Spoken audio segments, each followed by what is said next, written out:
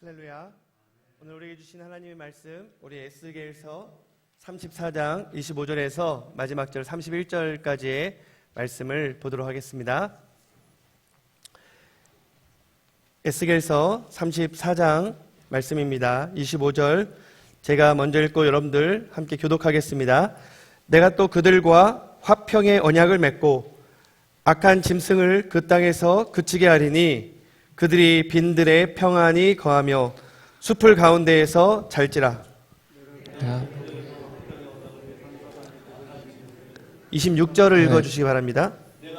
그들에게 복을 내리고 내 산 사방에 복을 내리며 때를 따라 소낙비를 내리되 복된 소낙비를 내리리라. 그러한즉 밭에 나무가 열매를 맺으며 땅이 그 소산을 내리니 그들이 그 땅에서 평안할지라. 내가 그들의 멍에의 나무를 꺾고 그들을 종으로 삼은 자의 손에서 그들을 건져낸 후에 내가 여호와인 줄을 그들이 알겠고 그들이 다시는 이방의 노략거리가 되지 아니하며 땅의 짐승들에게 잡아먹히지도 아니하고 평안히 거주하리니 놀랄 사람이 없으리라. 내가 그들을 위하여 파종할 좋은 땅을 일으키리니 그들이 다시는 그 땅에서 기근으로 멸망하지 아니할지며 다시는 여러 나라의 수치를 받지 아니할지라. 그들이 내 여호와 그들의 하나님이며 그들과 함께 있는 줄을 알고 그들 곧 이스라엘 족속이 내 백성인 줄 알리라. 주 여호와의 말씀이라. 네, 함께 읽겠습니다. 내 양 곧 내 초장의 양 너희는 사람이요 나는 너희 하나님이라. 주 여호와의 말씀이니라. 아멘. 할렐루야. 오늘 교회 설립 64주년 기념 예배를 드리면서 이 에스겔 34장 희망과 회복의 메시지를 제가 선별한 것이 아니라 이번 주 우리가 한 주간 묵상한 에스겔서 말씀입니다. 작년에 우리가 에스겔서 말씀을 이 초반부까지 묵상을 했는데요. 그때는 굉장히 심판과 또 책망의 말씀들로 가득 찼습니다. 그런데 우리가 이번 주에 묵상하는 33장부터는 하나님께서 흩어진 양과도 같은 이스라엘 백성들에게 회복의 약속들로 가득 채워 주십니다. 에스겔 선지자가 누구입니까? 이 여호야긴 왕과 함께 이 바벨론으로 이 느부갓네살 왕의 포로가 되어 끌려갔습니다. 그리고 그곳에서 어떤 예루살렘의 파괴 또 멸망에 대해서 예언하면서 오히려 작게나마 남아있는 그 소망까지 완전히 꺾어버렸던 선지자가 바로 에스겔 선지자였습니다. 12년 후에 그발 강가에 디아스포라 유대인들이 살아간 후 그들이 정말로 들었던 소식은 에스겔 선지자의 예언처럼 예루살렘이 완전히 멸망당했다는 것입니다. 성전도 완전히 불타 없어지고요. 그리고 이스라엘 백성들은 이제 포로로 다시 수많은 사람들이 바벨론 땅으로 끌려온다라는 소식이었습니다. 그러나 그런 절망 가운데 있을 때 그때부터 하나님의 희망의 메시지가 이 에스겔 선지자를 통해서 들려옵니다.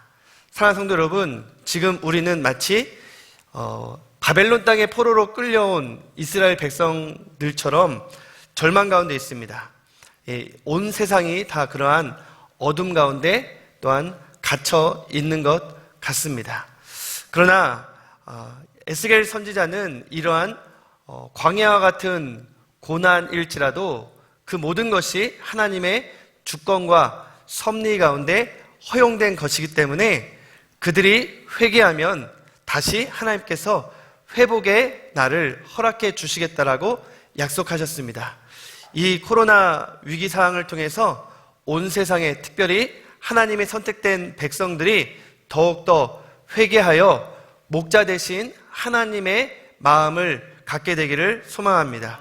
그렇게 될 때 이 심판의 채찍은 이제 거두어지고 하나님께서 약속하시는 회복의 그날을 맛보게 될 것입니다.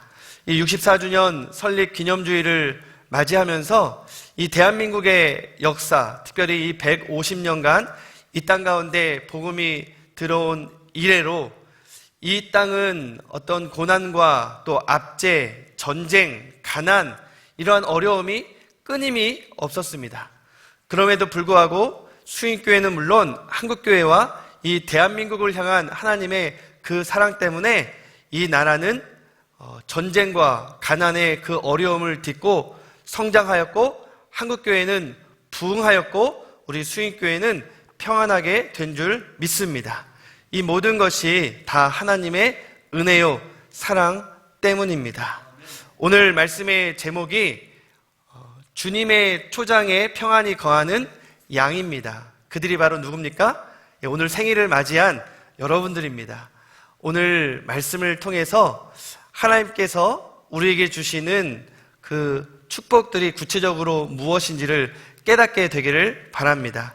제가 일부 예배 때는 긴 설교를 예전처럼 했지만, 이 시간에는 이 이후에 1년간 연습한 숭인 프레이즈 팀의 공연이 있을 예정이기 때문에 제가 짧은 축하 메시지로 대신 하도록 하겠습니다. 두 가지 하나님께서 주시는 약속의 말씀들을 나누기를 원하는데요. 첫 번째 말씀은 주님의 초장에 평안이 거하는 양에게 참된 목자를 보내주시겠다라는 약속입니다. 그분이 누구십니까? 우리는 잘 알고 있어요. 바로 예수님이시죠. 그런데 참된 목자가 오기 전에 그 양들을 맡겼던 이스라엘의 목자들은 사꾼 목자들, 또 날강도 같은 사람들이었어요. 그래서 그들은 양을 돌보지 않고 자기들만 돌봤습니다. 양을 먹이라고 맡겼더니 양을 먹었어요. 그리고 양을 방치합니다. 다리가 부러져도 싸매주지도 않고 길을 헤매도 찾지를 않습니다. 그들이 병들어도 고쳐주지 않고요. 그렇게 방치하다 보니까 양들이 다 흩어졌죠. 심지어 그들은 양을 자기들의 배를 채우는데 이용했습니다. 잡아먹었고요. 또 자기들을 따뜻하게 하려고 양의 털을 그렇게 깎아서 사용을 했습니다. 그런 사꾼 목자와 날강도 같은 사람들이 이스라엘 백성들의 지도자들이었다는 거예요. 그렇게 34장에서 그 지도자들의 죄를 고발하고 있습니다. 그러한 34장을 읽어 내려가는, 또 그러한 메시지를 듣는 이스라엘 백성들의 마음은 얼마나 착잡했겠습니까? 그런데 이 34장을 읽어 내려가다 보면 우리들의 마음도 착잡해지는 것을 느끼게 됩니다. 왜 우리 주변에는 그런 선한 목자들이 많지 않지? 정치 지도자들을 생각하면서, 심지어 영적인 지도자들을 생각하면서 그렇게 양들을 돌보고 사랑하지 않는 지도자들 때문에 마치 우리가 그렇게 어려움 당하는 것 같고, 또 핍절하고 유리 방황하는 듯한 그러한 이스라엘 백성들과 동일한 마음을 느끼게 된다는 것이죠. 그럼에도 불구하고 하나님께서 이 나라를 사랑하십니다. 이 민족뿐만 아니라 전 세계를 사랑하는 줄 믿습니다. 그래서 우리에게 누구를 보내주셨습니까? 참된 목자, 선한 목자 대신 예수님을 보내주셨습니다. 우리 23절 말씀을 같이 한번 읽어볼까요? 23절 함께 읽겠습니다. 시작. 내가 한 목자를 그들 위에 세워 먹이게 하리니 그는 내 종 다윗이라. 그가 그들을 먹이고 그들의 목자가 될지라. 아멘. 이미 다윗 왕은 500여 년 전에 과거의 왕이에요. 그런데 하나님께서 다윗 왕과 같은 참된 목자를 보내주겠다고 하는 것은 예언의 말씀이죠. 예수님을 의미합니다. 그리고 그 말씀은 우리에게는 이미 성취된 말씀이 되었어요. 그런데 사랑하는 성도 여러분, 예수님이 이 땅에 2000년 전 오셨는데 여전히 우리는 왜 불안하죠?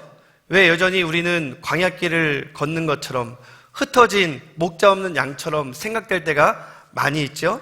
왜 그럴까요? 총선의 결과 때문입니까?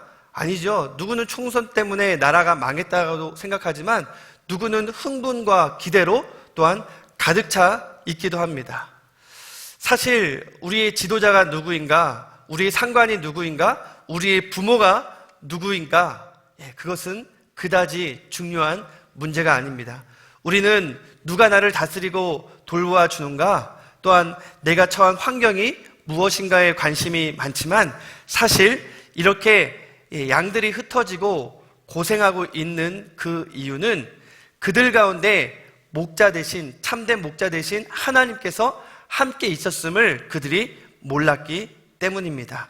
그래서 21절에 보면 서로 뿔로 들이받고요, 서로 약한 양들을 어깨로 밀쳐내고요, 그리고 그 맑은 물을 자기들이 짓밟으면서 정말 더럽게 오염시킵니다. 서로를 짓밟고 짓누르고 경쟁하는 그러한 양무리들이 자기들 안에 참된 목자가 있었음을 몰랐고 그 목자의 다스림을 그들이 저버렸기 때문에 그들은 그렇게 고통당했던 것입니다. 우리도 마찬가지 아닙니까? 우리 가운데 어떤 목회자, 어떤 지도자가 있는 것이 중요한 것이 아니라 그것보다 더 중요한 것, 물론 그거 너무 중요합니다. 그러나 그것보다 더 중요한 것은 이미 하나님께서 우리에게 다윗과 같은 선한 목자를 보내주셨기 때문에 우리가 선한 목자의 다스림을 받아야 되는 줄 믿습니다. 그 말은 우리 마음 가운데, 우리의 삶 가운데 우리가 목자를 초청해야 돼요. 다른 말로 목자의 마음, 목자의 심정, 그리고 목자를 닮아가는 삶을 우리가 살아가야 되는 줄 믿습니다. 그러한 모습이 어떤 모습입니까? 16절 말씀에 나와 있는데요, 16절을 한번 읽어주시기 바랍니다. 그 잃어버린 자를 내가 찾으며 쫓기는 자를 내가 돌아오게 하며 상한 자를 내가 싸매주며 병든 자를 내가 강하게 하려니와 살찐 자와 강한 자는 내가 없애고 정의대로 그것들을 먹이리라. 이처럼 우리가 목자의 마음을 가지고 목자처럼 서로를 돌보아주고 아껴주고 배려하고 또 찾아내고 회복시킬 때, 그때 비로소 두 번째 약속하신 주의 초장에 거하는 양들에게, 평안히 거하는 양들에게 주시는 복된 소낙비를 우리가 맞이하게 될 줄 믿습니다. 우리 복된 소낙비가 무엇일까요? 우리 26절 말씀을 같이 한번 읽어볼까요? 26절 시작. 내가 그들에게 복을 내리고 내 산 사방에 복을 내리며 때를 따라 소낙비를 내리되 복된 소낙비를 내리리라. 아멘.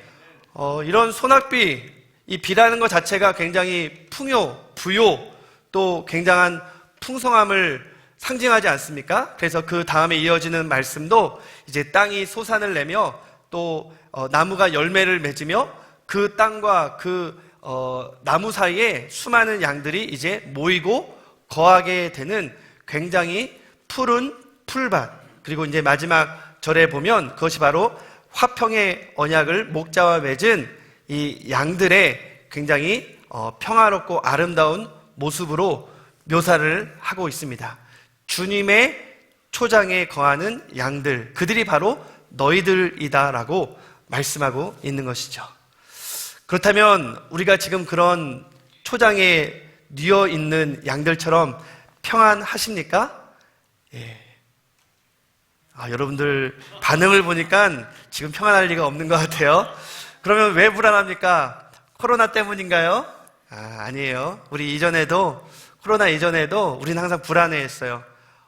다중시설에 언제 터질지 모르는 폭탄 테러, 우리나라 이런 것 때문에 두려워하진 않지만 교통사고, 뜻하지 않은 재난, 경제 불황, 또 어떤 관계의 어그러짐, 또 자녀들이 어떻게 잘못될까봐, 또 우리 가족 가운데 어떤 질병이 생겨날까봐 우리는 늘 그런 불안함에 사로잡혀 있었습니다. 이번에는 이 뜻하지 않은, 보이지 않는 바이러스로 인해서 많은 고난과 또한 두려움에 사로잡혀 있지만요, 그러나 근본적인 우리의 이 고난은 언제 끝이 나게 됩니까? 복된 소낙비를 우리가 맞이하게 될 때 끝이 나게 되는 거예요. 저는 이 복된 소낙비가 무엇인가 한번 생각을 해봤어요.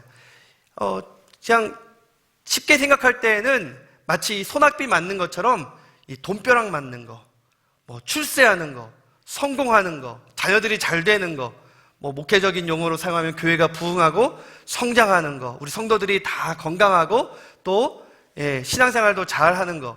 아멘 하는 분이 아무도 없네요. 여러분, 이런 소낙비 받기를 원치 않으세요? 저만 원하나요? 저는 목사지만 그런 소낙비 한번 흠뻑 맞아봤으면 좋겠습니다. 할렐루야. 아멘. 그런데 이 복된 소낙비는 그러한 보이는 물리적인 것에만 국한하지 않는다는 것이죠.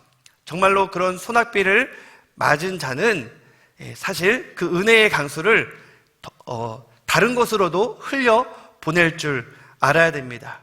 그렇다고 한다면 나는 과연 우리 한국교회는, 수익교회는 그런 하나님의 은혜와 평강의 소낙비, 축복의 샘들을 우리에게만 저장시켜 놓지 않고 흘려보내고 있는가를 한번 생각해 보았습니다.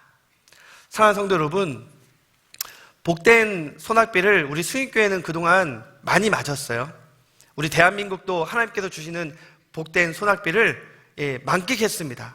다만 우리가 욕심이 많아서 그것에 대해서 우리가 감사하지 못하고 기뻐하지 못할 따름이지, 우리가 이 교회 6년 이 짧은 역사만 생각해도 60주년 프로젝트를 하나하나 하면서 정말로 기적을 경험했고 기쁨을 경험했고 서로 사랑하면서 선교사님도 열방을 향해서 파송하고 또 이웃을 위해서 카페도 또 세우고 또 이렇게 미디어도 교체하면서 우리는 참 많은 복된 소낙비를 만끽했습니다. 할렐루야. 그럼에도 불구하고 여전히 우리가 주님과 함께 평안히 거하지 못하는 이유는 무엇입니까? 그 이유를 한번 생각해 보았습니다. 결론적으로 그것은 바로 우리의 모습 가운데 눈물이 메말라 있기 때문입니다. 주님의 마음을 회복한 자는 눈물을 흘릴 줄 알아야 돼요. 그 눈물은 사람을 향한 눈물, 이웃을 향한 눈물입니다. 사랑하는 성도 여러분, 연속극 요즘 아무데도 갈 수 없으니까 옛날 연속극까지 다 이렇게 돌려보면서도 많이 울지요? 웃지요?